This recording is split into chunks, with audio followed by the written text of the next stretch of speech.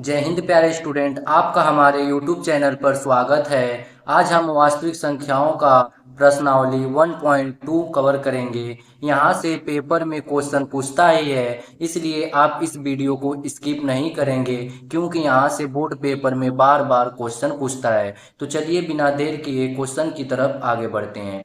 देखिए पहला क्वेश्चन क्या कर रहा है। सिद्ध कीजिए कि कड़ी में 5 एक अपरिमेय संख्या है। यह आपके लिए एकदम मोस्ट इम्पॉर्टेंट है। जितना आप इसको लगा सकते हैं लगा लीजिए क्योंकि यह पेपर में बार बार ही आता है। तो इसको क्या करना है, हमको प्रूव करना है। तो हम इसका क्या करेंगे, अपरिमेय संख्या प्रूव करना है तो आप इसका अपोजिट मानेंगे। तो हम मानेंगे क्या कि माना वो अपरिमेय बोला है तो हम मान लेंगे माना कड़ी में 5 एक परिमेय संख्या है। ऐसे मान लेंगे कि माना कड़ी में 5 एक परिमेय संख्या है। अब परिमेय संख्या क्या होता है, पी बटे क्यू का रूप होता है।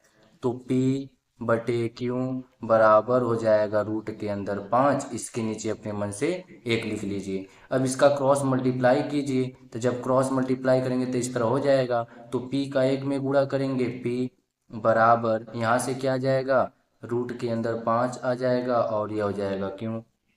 अब 5 क्या है, गुणे में है तो बटे में आ जाएगा। तो यहाँ से क्या हो जाएगा, p बटे रूट के अंदर 5 इक्वल टू हो जाएगा क्यों।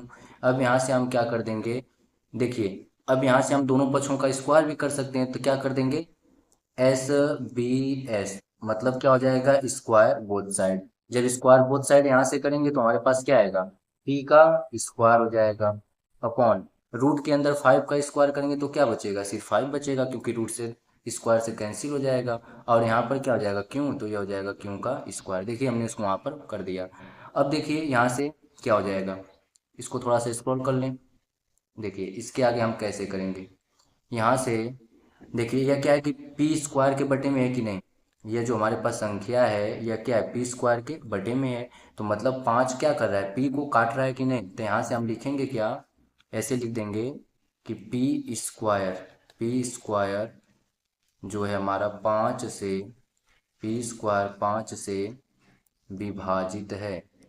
पी स्क्वायर 5 से विभाजित है, इसलिए इसलिए क्या हो जाएगा, जब पी स्क्वायर 5 से विभाजित है तो इसलिए पी भी 5 से विभाजित होगा। तो देखिए पी स्क्वायर 5 से विभाजित हो गया। सेम इसी तरह हम क्यों को बनाएंगे। देखिए आपको एक ट्रिक बता दे रहे हैं, अगर 5 आ रहा है तो पी बराबर 5 का स्क्वायर मानेंगे 25। मतलब जैसे रूट के अंदर 5 है तो हम क्या मानेंगे, पी बराबर 5 से 5 है ऐसे मान लेंगे। तो हमारा पी स्क्वायर तो 5 से विभाजित हो गया। उसी प्रकार हम क्या करेंगे, क्यों को भी दिखाएंगे। तो देखिए कैसे दिखाएंगे, यहाँ से हम राइट करेंगे क्या कि मान लेंगे कि माना p बराबर रूट के अंदर 5 था तो आप 5c या a कुछ भी मान लेंगे।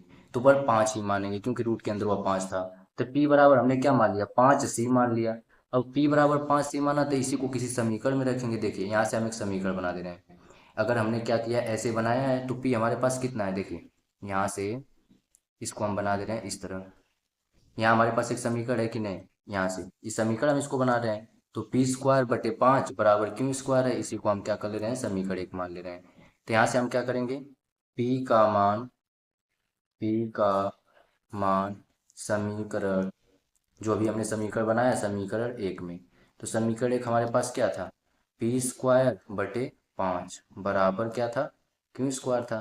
पी का मान रखिए, पी का मान कितना है, देखिए पी का मान हमारे पास क्या है, 5c। तो 5c स्क्वायर है तो स्क्वायर हो गया बटे 5 बराबर हो जाएगा क्यों स्क्वायर। यहाँ से देखिए 5 का स्क्वायर करें कितना हो जाएगा, 25c स्क्वायर बटे 5 बराबर आ जाएगा क्या, क्यों स्क्वायर। यहाँ से कैंसिल हो जाएगा तो कितना आएगा, 5c स्क्वायर इक्वल टू क्या आ जाएगा, क्यों स्क्वायर। यह आ गया। अब देखिए 5 क्या है, सी के गुणे में तो बटे में जाएगा कि नहीं। तो यहाँ से हम राइट क्या कर सकते हैं, C square equal to Q square बटे 5। अब देखिए यहाँ से क्यू स्क्वायर 5 से विभाजित हो रहा है कि नहीं, जैसे पी स्क्वायर हुआ था उसी तरह अभी हो जा रहा है कि ना। तो यहाँ से हम राइट क्या कर सकते हैं, ऐसे राइट कर देंगे क्यू स्क्वायर 5 से विभाजित है। क्यू स्क्वायर क्या है, 5 से विभाजित है, इसलिए क्यू स्क्वायर 5 से विभाजित है, इसलिए क्या हो जाएगा, क्यू भी 5 से विभाजित होगा। तो इसलिए क्या हो जाएगा, क्यू भी 5 से हमारा क्या हो जाएगा, विभाजित होगा। तो देखिए दोनों हमारे 5 से विभाजित हो गए कि नहीं, पी भी 5 से विभाजित था और क्यू भी 5 से विभाजित था।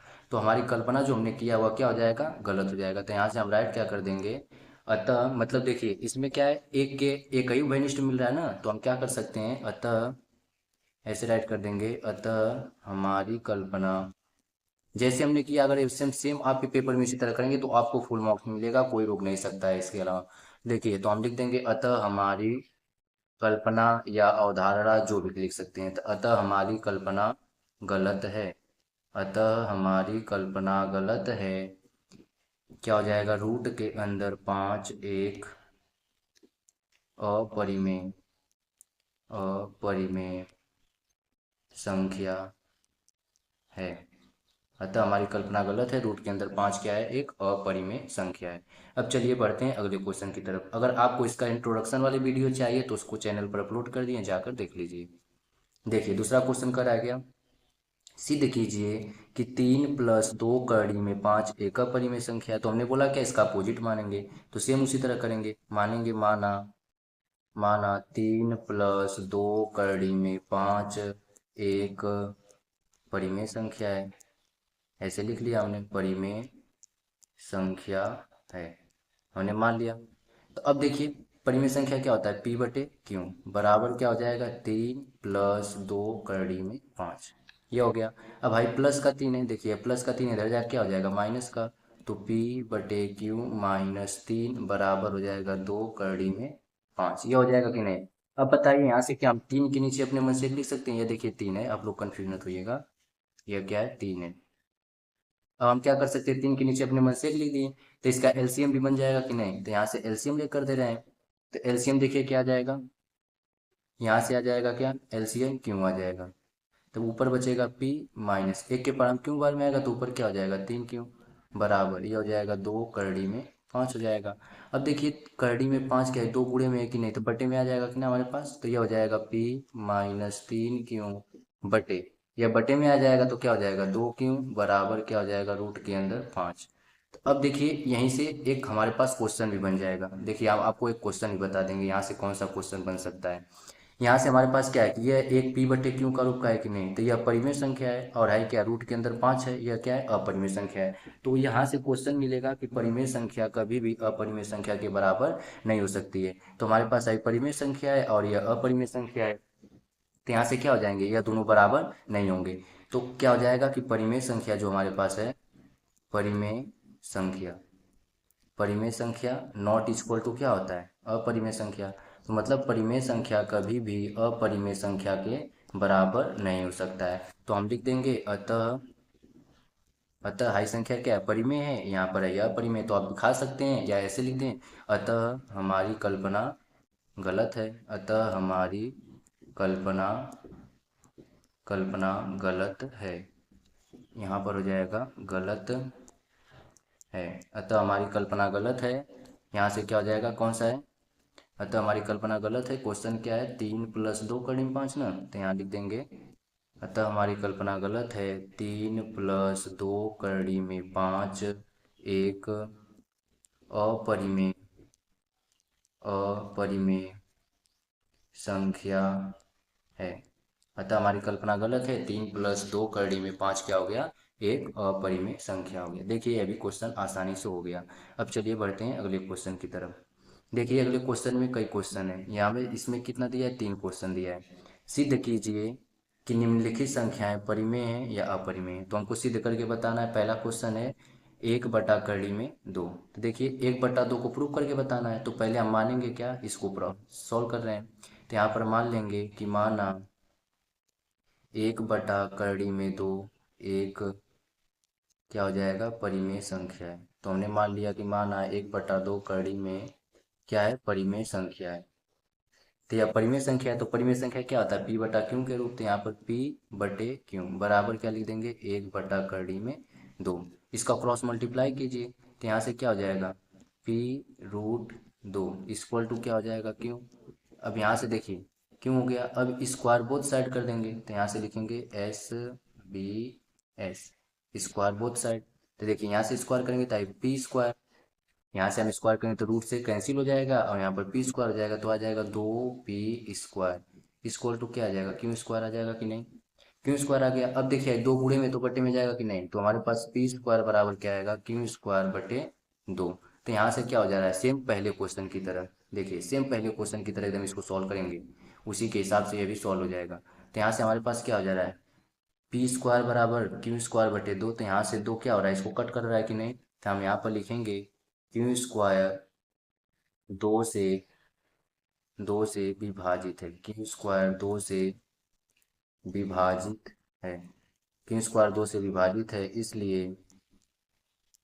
इसलिए क्यों भी इसलिए क्यों भी 2 से विभाजित विभाजित होगा, क्योंकि पी स्क्वायर क्या है हमारे पास? क्यू स्क्वायर 2 से विभाजित है, तो क्यू भी क्या होगा? 2 से विभाजित होगा। अब 2 से विभाजित हो गया तो हमने क्या कर लिया? इसको समीकरण एक मानेंगे, जैसे पहले की तरह माने थे कि नहीं, तो हमने इसको मान लिया क्या? समीकरण एक मान लिया। तो हम क्या करेंगे? क्यू ऊपर है कि नहीं, तो क्यू बराबर क्या मानेंगे? कुछ मानेंगे, क्योंकि कड़ी में 2 था, तो हम क्या मानेंगे? 2 मानेंगे। तो यहाँ पर लिखेंगे क्या? ऐसे लिखेंगे, देखिए क्यू स्क्वायर क्या विभाजित हो गया, जैसे पी स्क्वायर विभाजित था तो पी बराबर माने थे, अब क्यू स्क्वायर विभाजित है तो क्यू बराबर मानेंगे। ऐसे आप समझिए, नहीं तो आप कंफ्यूज जाएंगे। देखिए तो यहाँ से हम मानेंगे क्या? ऐसे मानेंगे कि माना क्यू बराबर क्या हो जाएगा? 2 सी हो जाएगा, क्योंकि रूट के अंदर 2 है। तो यहाँ से क्यू बराबर क्या हो गया? 2 सी। तो यहाँ पर मान रखेंगे, तो क्यू का मान समीकरण समीकरण एक में, समीकरण एक हमारे पास क्या था? देखिए समीकरण एक हमने क्या माना है? 2p²। यहाँ पर समीकरण एक है ना, समीकरण एक क्या है? 2p² बराबर क्या है? क्यू स्क्वायर है। तो यहाँ पर मान रख देंगे 2p² बराबर क्या है? क्यू स्क्वायर है। क्यू का मान क्या है? 2c है। ये हो जाएगा 2p² बराबर, ये हो जाएगा 2c का स्क्वायर हो जाएगा, तो p² बराबर क्या हो जाएगा? 4c²। ये हो जाएगा। 4 गुणे में बटे में आएगा कि नहीं? तो यहाँ 4 गुणे में तो बटे में आ जाएगा, तो यहाँ पर हम लिख देंगे क्या? p² बटे नहीं 2p² बटे 4 बराबर क्या हो जाएगा? c²। ये ऐसे कैंसिल हो जाएगा, तो p² बटे 2 बराबर क्या आ जाएगा? c² आ गया कि नहीं? सेम पहले क्वेश्चन की तरह बन गया। तो यहाँ से क्या हो जाएगा? सेम उसी तरह राइट कर देंगे कि p² 2 से p² 2 से विभाजित है, p² 2 से विभाजित है, इसलिए p² 2 से विभाजित है, इसलिए p भी 2 से विभाजित होगा। इसलिए क्या हो जाएगा? p भी 2 से विभाजित होगा। तो p भी 2 से विभाजित हो गया, तो सेम उसी तरह हम राइट कर देंगे। अतः हमारी कल्पना क्या है? गलत है। तो राइट कर देंगे यहाँ पर, अतः हमारी अवधारणा या कल्पना अतः हमारी कल्पना अतः हमारी कल्पना गलत है। अतः हमारी कल्पना गलत है। क्या हो जाएगा? 1/2 एक एक अपरिमेय। अतः हमारी कल्पना गलत है, 1/2 एक अपरिमेय संख्या है। तो यह हो गया, यह भी देखिए हमने प्रूव कर दिया। अब चलिए बढ़ते हैं अगले क्वेश्चन की तरफ। देखिए अगला क्वेश्चन क्या कर रहा है। अगला क्वेश्चन है क्या, इसके लिए अलग कलर ले ले रहे हैं। देखिए कह रहा है कि 7 कड़ी में 5, इसको प्रूव करके दिखाना है। तो सेम उसी तरह मानेंगे, इसको भी बताना है कि अपरिमेय है।